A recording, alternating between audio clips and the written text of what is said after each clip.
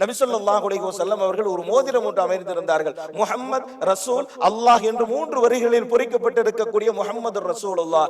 வரக்கூடிய கடிதங்களுக்கு முத்திரையிடுவதற்காக வேண்டி நபி அவர்கள் பயன்படுத்தினார்கள். அவர்களின் காலத்திற்கு பிறகு ஹஜ்ரத் அபூபக்கர் ரலியல்லாஹு தஆலா அன்ஹு அவர்கள் அதை பயன்படுத்தினார்கள்.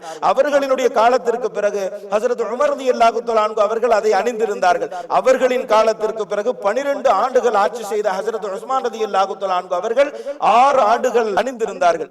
அவர்கள் ஒரு நாள் பிர் அரிஷிற்கு வந்தார்கள். அந்த முகட்டிலே அமர்ந்து கொண்டு நபி ஸல்லல்லாஹு அலைஹி வஸல்லம் அவர்களுடைய மோதிரத்தை கலட்டவும் மாட்டவும் கழட்டவும் மாட்டவுமாக ஏதோ ஒரு தீவிர சிந்தனையில் செய்து கொண்டிருக்கிற போது அந்த மோதிரம் கைதவறி பிர் அரிஷுக்குள் விழுந்து விட்டது.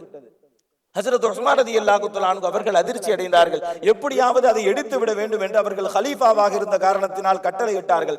3 நாட்கள் முழு நீரும் அதிலிருந்து இறைக்கப்பட்டு தேடியும் அந்த மோதிரம் கிடைக்கவில்லை. வரலாறு சொல்லும், எந்த நாள் ஹஜ்ரத் உஸ்மான் ரலியல்லாஹு தஆலா அன்ஹு அவர்கள் அந்த மோதிரத்தை தொலைத்தார்களோ அதில் இருந்துதான் இந்த உம்மத்துக்கான மிகப்பெரிய ஃபித்னா ஆரம்பமானது. வரலாறு படித்தவர்களுக்கு தெரியும். ஹஜ்ரத் உஸ்மான் ரலியல்லாஹு தஆலா அன்ஹு அவர்களுடைய காலத்தில் ஏற்பட்ட குழப்பமும் சோதனையும் ஃபித்னாவும் எந்த நாள் அந்த மோதிரம் தொலைந்ததோ அது முதல் தான் ஆரம்பமானது என்பதாக சொல்லிவிட்டு அழகாக அறிஞர்கள் குறிப்பிடுவார்கள், நபி ஸல்லல்லாஹு அலைஹி வஸல்லம் அவர்களின் மோதிரத்தை தொலைத்து விட்டு சமூகம் மிகப்பெரிய சோதனைக்குள்ளாக்கப்பட்டு விட்டது என்று சொன்னால், நபி ஸல்லல்லாஹு அலைஹி வஸல்லம் அவர்களையே தொலைத்து விட்டால் இந்த சமூகம் தாங்காது என்பதாக சொல்லுவார்கள்.